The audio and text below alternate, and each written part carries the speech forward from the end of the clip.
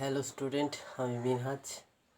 আজকে আমরা যে টপিকটা নিয়ে আলোচনা করতে চলেছি তার নাম মানবাধিকার। টপিকটার মধ্যেই বোঝা যাচ্ছে যে মানুষের জন্য কিছু অধিকারের কথা কিন্তু এখানে বলতে চাচ্ছে। তাহলে কেন বলতে চাচ্ছে মানবাধিকার? আমরা অনেকবারই শুনেছি, মুখে মুখে শুনি যে যা কিছু হয় ভালোর জন্য হয়। কখন শুনি? যখন খারাপ কিছু হয়।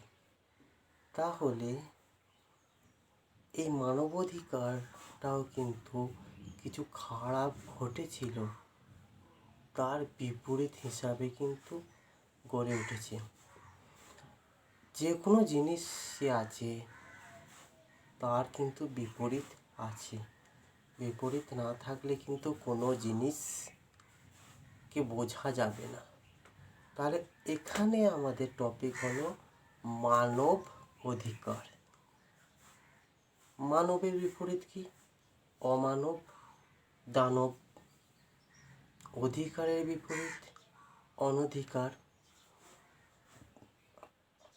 তাহলে আমাদেরকে দেখতে হবে মানবাধিকারের চিন্তাটা কেন হচ্ছে।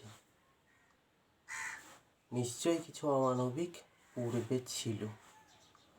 আমরা কৃতদাসের নাম শুনেছি। কৃতদাস কি হতো? কৃতদাসদের আজকে যেমন হাটে বাজারে গরু ইত্যাদি ইত্যাদি বিক্রি হয়, হাটে তুলে, সেই রকম কিন্তু মানুষও বিক্রি হতো।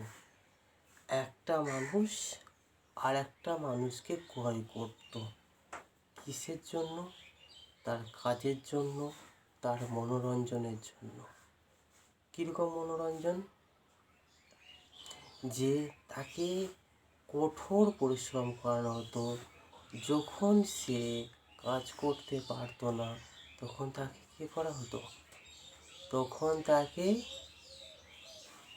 ক্ষুধার্ত বাঘ বা সিংহের সামনে ফেলে দেওয়া হতো।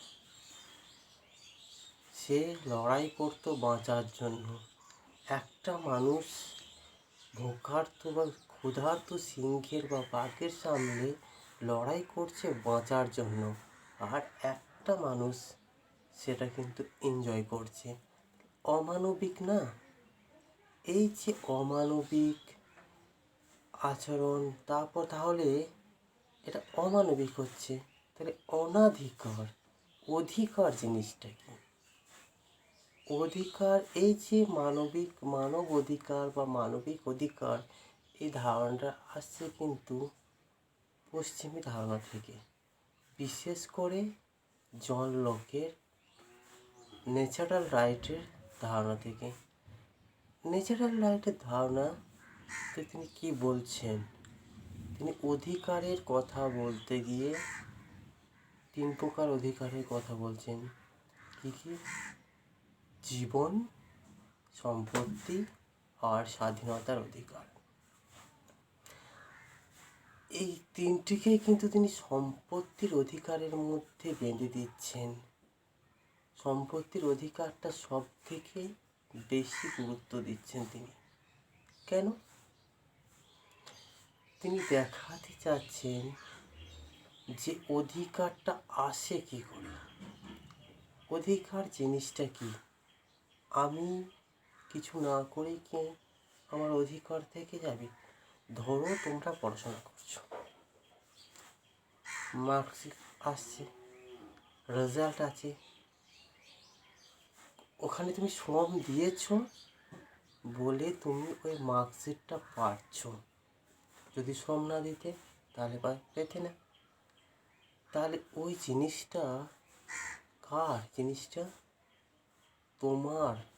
ওই যে মার্কশিটটা, ওইটা কিন্তু তোমার জিনিস, কারণ তোমার ওটার সাথে শ্রম দেয়া আছে। ওটার ওপর কেবলমাত্র তোমারই অধিকার আছে। তাহলে মানুষ কার সৃষ্টি? লক বলছে মানুষ হলো ঈশ্বরের সৃষ্টি, ঈশ্বরের সৃষ্টি। তাহলে একটা মানুষ আর একটা মানুষকে কিন্তু মারতে পারবে না বা তার উপর অত্যাচার করতে পারবে না, কারণ সে মানুষটাকে সৃষ্টি করেনি, সেই মানুষটার উপর তার কোনো শ্রম নেই। সৃষ্টি করেছে কি? ভগবান বা ঈশ্বর। ঈশ্বর সৃষ্টি করেছে, ঈশ্বর তাকে শাস্তি দিতে পারে, তাকে মারতে পারে। যখনই তুমি ওই মানুষটার ওপর অনাচার অত্যাচার করতে যাচ্ছ, তখনই কিন্তু ওর যে অধিকার, ওর অধিকারের উপর তুমি হস্তক্ষেপ করছো। ওর শরীরের ওপর ওর অধিকার আছে আর ভগবানের অধিকার আছে। তাহলে ওর অধিকারে হস্তক্ষেপ করা মানে ওর স্বাধীনতায় হস্তক্ষেপ করা হলো। এই ধারণাটাই কিন্তু এখানে আসছে মানবাধিকারের ক্ষেত্রে। তাহলে মানবাধিকার বলতে কি বলবো? মানুষের ওপর যে অন্যায় অবিচার সেগুলো হ্রাস করা। তাহলে যে মানুষের যে ব্যক্তিত্বে বিকাশের জন্য যেগুলো প্রয়োজন সেগুলো তার সামনে উপস্থিত করা। তাহলে তার একটা সুন্দর জীবনযাত্রা গড়ে উঠবে, তার সাথে সাথে সামাজিক রাজনৈতিক অনেক কিছু উন্নয়ন হবে। তো এই অধিকারের ধারণাটা আসছে কোথা থেকে আসছে অধিকারের ধারণাটা? আমরা ম্যাগনা কার্টার নাম শুনেছি, তারপর বিল অফ রাইট, পিটিশন অফ রাইটের নাম শুনেছি। প্রথমেই কিন্তু জনগণ অধিকারটা পাচ্ছে না। জনগণ কিন্তু প্রথমেই যে ইউনিভার্সাল যে হিউম্যান রাইট সেটা কিন্তু প্রথমেই হচ্ছে না। প্রথমে যে মহাসনদ বা ম্যাগনা কার্টা 1215 সালে, সেটা মানবাধিকারের একটা দলিল বলা হয়, কিন্তু সেখানে কিন্তু রাজতন্ত্রের কাছ থেকে অধিকারটা কে নিচ্ছে? মানবাধিকারটা নিচ্ছে সামন্ত প্রভুরা। রাজতন্ত্রের বিরুদ্ধে বিদ্রোহ করছে, যে এই রাজতন্ত্র কী করে নানাভাবে শোষণ করে। রাজতন্ত্র মানে কি? একটা নির্দিষ্ট ক্ষমতা, একটা একত্ববাদী ক্ষমতা। সেই তার কাছ থেকে কিন্তু ক্ষমতাটা কিছু হস্তক্ষেপ করতে চাচ্ছে কি? সামন্ত প্রভুরা। তাহলে একটা নির্দিষ্ট গোষ্ঠীর মধ্যে কিন্তু মানবাধিকারটা এলো। তারপর পিটিশন অফ রাইট 1628 সালে, কি 1628 খ্রিস্টাব্দে কী হলো? এই যে সামন্ত প্রভুরা যে অধিকারটা পেয়েছিল, তার সেই অধিকারটা নিয়ে কিন্তু সামন্তদের সঙ্গে বুর্জোয়া শ্রেণীর দ্বন্দ্ব বাঁধে। বুর্জোয়া শ্রেণী মানে উৎপাদিকা শ্রেণী, উৎপাদক যারা পুঁজিবাদী শ্রেণী, তারা যে উৎপাদন করবে তার মুনাফাটা লাভ করতে চাচ্ছিল, তাই সেই অনুপাতেই কিন্তু তারা তাদের অধিকারটাকে এগিয়ে নিয়ে যেতে যাচ্ছিল। তার ফলে এই সামন্ত প্রভুদের সঙ্গে কিন্তু এই যে বুর্জোয়া শ্রেণী, এদের একটা দ্বন্দ্বের সৃষ্টি হয়। এই দ্বন্দ্বের ফলে কি হয়? পিটিশন অফ রাইট নামে এই বুর্জোয়া শ্রেণী কী করে প্রথম চার্লসকে একটা আবেদনপত্র পেশ করে যে এই অধিকারগুলো আমাদের প্রয়োজন। বুর্জোয়া শ্রেণী মানে ধনবান শ্রেণী, অনেক ধনসম্পত্তি আছে। তাই প্রথম চার্লস সেই তাদের যে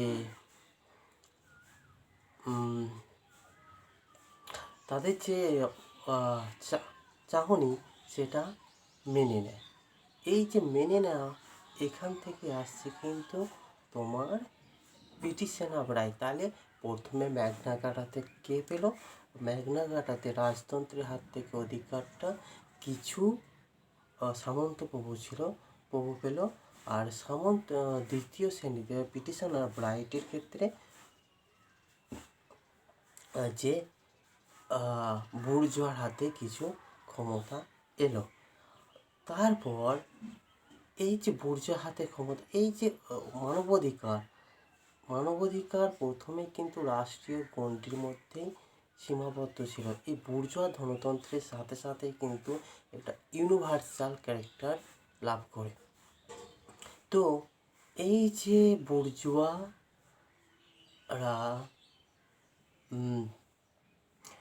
পিটিশন অফ রাইটের মাধ্যমে রাজাকে তাদের অধিকারগুলো মেনে নিতে বাধ্য করালো। এরপরে তারা কিন্তু আরও তাদের অধিকারটা বাড়াতে চাচ্ছে, রাজাকে সংকুচিত করতে চাচ্ছে সব সময়। এর ফলে তারা রাজাকে এমন নির্দেশ দিচ্ছে যে তাদের নির্দেশেই চলতে হবে। এরপরে আসছে তোমার 1688 সালে গ্লোরিয়াস রেভলিউশনে কিন্তু রাজতন্ত্রের পুরোপুরি ক্ষমতা বিলুপ্ত হয় এবং কি হয় যে প্রজাতন্ত্রের জনগণের হাতে সমস্ত ক্ষমতাটা চলে প্রজাতান্ত্রিক ক্ষমতা প্রতিষ্ঠিত হয়। মানে গণতন্ত্র ওই সময় প্রতিষ্ঠিত হচ্ছে।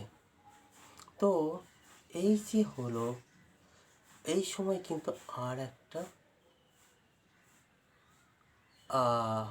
সনদ আসছে যেটাকে বলা হয় বিল অফ রাইট।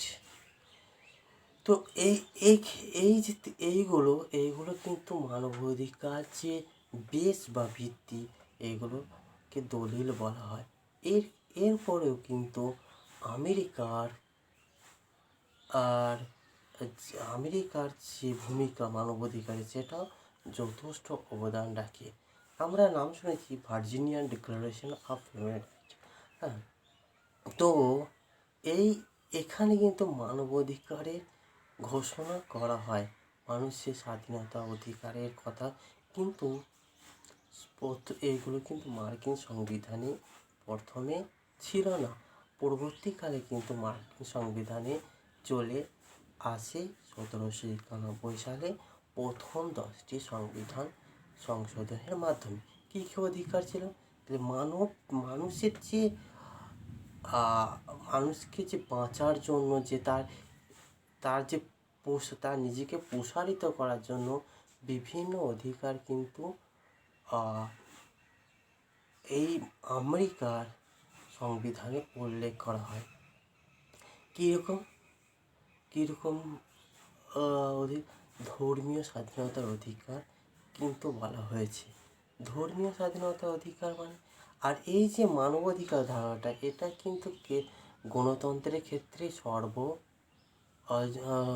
সর্বগ্রাহ্য বা ভালোভাবে প্রযোজ্য হয়।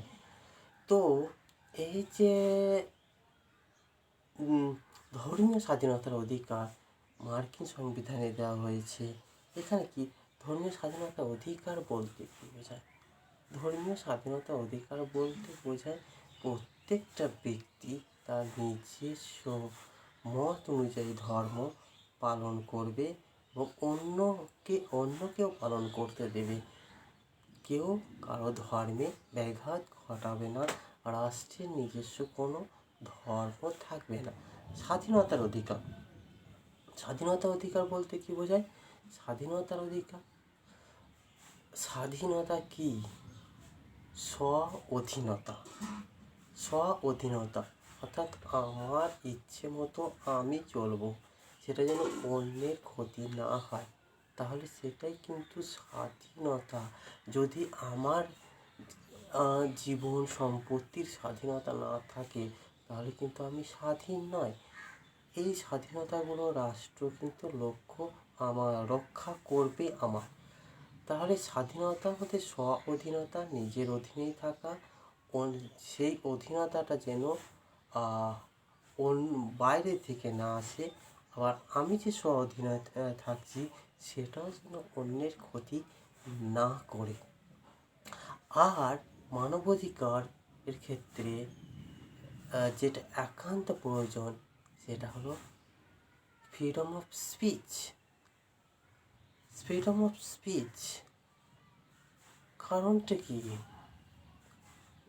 এই যে কথা বলার অধিকার, কথা বলাটা কি? আমরা যে গণতন্ত্রে বাস করি সেই গণতন্ত্রে কিন্তু আমরাই নিয়োগকর্তা। সেই শাসক বা কিছু স্বৈরাচারী হয়ে গেলে তার বিরুদ্ধে তো আমাকে কথা বলতে হবে। তাহলে আমাকে কথা বলতে হবে। সেই কথা বলার অধিকারটা যদি না থাকে তাহলে কিন্তু সেই রাজতন্ত্র, সেই কৃতদাস প্রথার যুগে আমরা ফিরে যাব। এই যে মানবাধিকার সেখানে কিন্তু খুব একটা প্রযোজ্য হবে না। তাহলে ফ্রিডম স্পিচ সাধারণভাবে বলা যায়। এখন আরও এই যে ফ্রিডম অফ স্পিচ এটা কিন্তু গ্লোবালাইজেশন এসে আরও বাড়িয়ে দিয়েছে। কি বলবো,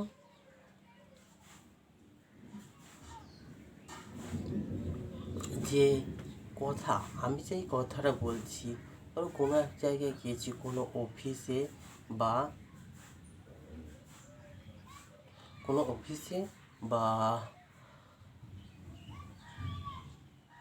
কোনো জায়গায় গিয়েছি, সেখানে আমার সাথে অপব্যবহার হচ্ছে।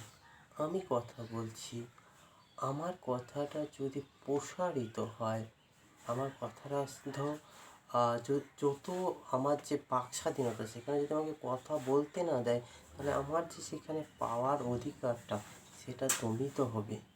আর আমি যদি কথা বলতে পারি সেখানে যে আমার এটা প্রয়োজন, এটা আপনি ভুল করছেন আমার সাথে, এটা ঠিক হচ্ছে না, তাহলে কিন্তু আমার অধিকারটা আরও বেড়ে যাবে। এই যে মানব অধিকার বিকাশের ক্ষেত্রে সোশ্যাল মিডিয়া কিন্তু গুরুত্বপূর্ণ ভূমিকা পালন করে। এই যে আগে কোনো একটা অফিসের মধ্যেই কথা কাটাকাটি হতো, সেই অফিসের মধ্যে যদি আমার প্রভাব ফেলতে পারতাম তাহলে কাজটা হতো, আর যদি না ফেলতে পারতাম তাহলে কাজটা হতো না। কিন্তু বর্তমান সময়ে বিশ্বায়নের দৌলতে যে সোশ্যাল মিডিয়া বা গণমাধ্যম এসে গেছে, তার মাধ্যমে আমরা মাঝে মাঝে করে দিই না যে ফেসবুক লাইভ, এই আমার সাথে এরকম অত্যাচার হচ্ছে, তাহলে সেটা আমি ফেসবুক লাইভ করে দিই। তাহলে যে আমার যে বক্তব্য, সেই বক্তব্যটা একটা ঘরের মধ্যেই সীমাবদ্ধ থাকলো না, সেটা ভাইরাল হতে হতে গোটা বিশ্বে চালিয়ে যেতে পারে। তাহলে যে এই অমানবিকতা, এই অত্যাচার, এই যে জিনিসগুলো আমার উপর হচ্ছিল, তার বিরুদ্ধে কিন্তু একটা জনমত সংগঠিত হতে পারে। যে আমার ওপর অপব্যবহার করছে তার কিন্তু শাস্তি হতে পারে, তার চাকরি চলে যেতে পারে। তাহলে এই যে ফ্রিডম অফ স্পিচ, এই ফ্রিডম অফ স্পিচ কিন্তু ব্যক্তি স্বাধীনতার একটা রক্ষা কবচ। এই ফ্রিডম অফ স্পিচ কিন্তু একান্ত থাকা প্রয়োজন। তার সাথে সাথে যে আইনের যথাবিহিত পদ্ধতি, মানে আইনের যথাবিহিত পদ্ধতিতে কিন্তু আমাকে সুরক্ষিত থাকতে হবে। এটা কিভাবে বলবো? আইনের যথাবিহিত পদ্ধতি, এমন কোনো আইন থাকবে না যেটা স্বৈরাচারীমূলক আইন। যেমন উদাহরণ দিচ্ছি, কোনো পুলিশ ঘাড়ে ধরে জেলে ভরে দিল, নিয়ে চলে গেল, বাপের রাজ ভরে দিল। তাহলে এখানে যদি আমার সেই প্রতিকার করার আইনটা না থাকে তাহলে আমি কি করবো? আমি তাহলে ওখানে ঢুকে থাকলাম, তাহলে আমার যে অধিকার, আমি যে নির্দোষ সেটা প্রমাণ করার কিন্তু জায়গা পেলাম না। এই যে এই আইনের মাধ্যমে যদি কোনো কিছু ভুল হয়ে থাকে বা কিছু না করেই যদি শাস্তি, সেটা আইন যেন আমাকে সুরক্ষা দেয়। এই জিনিসটা কিন্তু মানবাধিকারের পক্ষে একান্ত প্রয়োজনীয়। যেমন আমাদের দেশে আছে হ্যাবিয়াস কর্পাস। হ্যাবিয়াস কর্পাস মানে কি? হ্যাবিয়াস কর্পাস জিনিসটা কি? তোমাকে ধরে নিয়ে চলে গেল, চলো বাবা, হ্যাঁ, ধরে নিয়ে চলে গেল, দিয়ে ভরে দিল, দিয়ে যা পারবি করে নে, আমার বাবার রাজ। তো তোমার হাতে কি আছে? রিটের মাধ্যমে আছে, এই তো আমার কাছে আছে হ্যাবিয়াস কর্পাস। আমি তখন আবেদন করতে 24 ঘন্টার না, ঠিকঠাক মনে পড়ে 24 ঘন্টার মধ্যে কিন্তু আমাকে সেই আদালতে হাজির করতে হবে। সেখানে তাকে প্রমাণ করতে হবে যে তুমি একে যে গ্রেপ্তার করেছো বা ধরেছো, এর অপরাধী সেটা কিন্তু তুমি প্রমাণ করো। যদি প্রমাণ করে তাহলে তুমি থেকে গেলে, আর যদি না প্রমাণ করতে পারে তাহলে কিন্তু তুমি বেরিয়ে এলে।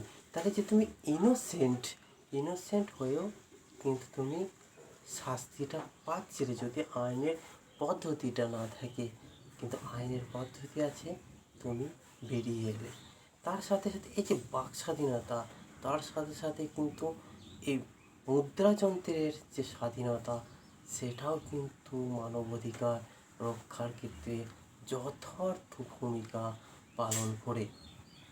কীরকম কীরকম মুদ্রাযন্ত্রের স্বাধীনতা মানে বই ছাপবে, পেপার ছাপবে, আরও জ্ঞান যে প্রসারিত হবে। জ্ঞান প্রসারিত হলে মানুষের যে চিন্তা শক্তি সেটা বাড়বে, কুসংস্কার থেকে দূরে চলে যাবে। আগে যদি আমাদের দেশের কথাই নেওয়া হয়, কি আমাদের দেশে যে স্মৃতি সুরতি ইত্যাদি শুনে শুনে মুখস্থ করতো, সেই জিনিসগুলো কী ছিল? একটা নির্দিষ্ট গণ্ডির মধ্যে সীমাবদ্ধ ছিল, একটা কাস্টের মধ্যে কিন্তু শিক্ষাটা সীমাবদ্ধ ছিল। তার ফলে তারা একটা আধিপত্য বিস্তার করে থাকতো পুরো সমাজটার উপরে। বাকিগুলো কী ছিল? অধিকারটা কি সংরক্ষণ করতে পারতো না, অতটা অধিকার সংরক্ষণ করতে তারা পারতো না, তারা অধিকার কিন্তু পেত না। তাহলে যখনই, কারণ জ্ঞানটা কি একটা সংকীর্ণ গণ্ডির মধ্যেই ছিল, একটা বিশেষ গোষ্ঠীর মধ্যে ছিল। কিন্তু যখনই মুদ্রাযন্ত্রের আবির্ভাব হলো, তখন জ্ঞানটা কিন্তু সেই গোষ্ঠী থেকে বেরিয়ে প্রসারিত হতে লাগলো। প্রসারিত হওয়ার সঙ্গে সঙ্গে ইউনিভার্সাল হয়ে গেল। মানুষের চিন্তা ভাবনা, কুসংস্কার থেকে মানুষের যে জাগরণ, সেটাই কিন্তু এসে গেল। তো তার ফলে মানুষের কিন্তু বিকাশ হতে লাগলো। তো এই বিকাশটা কিন্তু, এই যে মুদ্রাযন্ত্র মানুষের বিকাশের ক্ষেত্রে যথাযথ ভূমিকা পালন করে। এছাড়া ফরাসি বিপ্লব, সে বিভিন্ন স্বাধীনতা, জীবন সম্পত্তি স্বাধীনতার কথা বলেছে, রাশিয়া বিপ্লবের কথা বলা হয়েছে। তারপর যে সব থেকে বড় এই যে হলো, আর যে হিউম্যান রাইটের কনসেপ্ট, এটা universal declaration of human right 2 December 1948 সাল। টাইমটা দেখো, 1948, ঠিক দ্বিতীয় বিশ্বযুদ্ধের পরবর্তীকালে। রুজভেল্ট আর তার স্ত্রী এইটা নিয়ে কিন্তু একটা চিন্তা ভাবনা করেছিল। কারণ কি, ওই যে দ্বিতীয় বিশ্বযুদ্ধের বিভীষিকা, যে ধ্বংসলীলা, যে অমানবিক হত্যাকাণ্ড, সেই হত্যাকাণ্ড তাদের থেকে মুক্তি দেওয়া, পৃথিবীকে একটা মানব পৃথিবী গড়ে তোলা, বিভীষিকা থেকে মুক্তি দেওয়া, সেই সেই চিন্তা ভাবনায় কিন্তু এই মানবিক অধিকারের যে সনদ, সেটা জাতিপুঞ্জে সাধারণ সবাই নিয়ে আসছে, সেটা কী কী ধারা আছে সেগুলো পরের দিন আলোচনা করব। Thank you.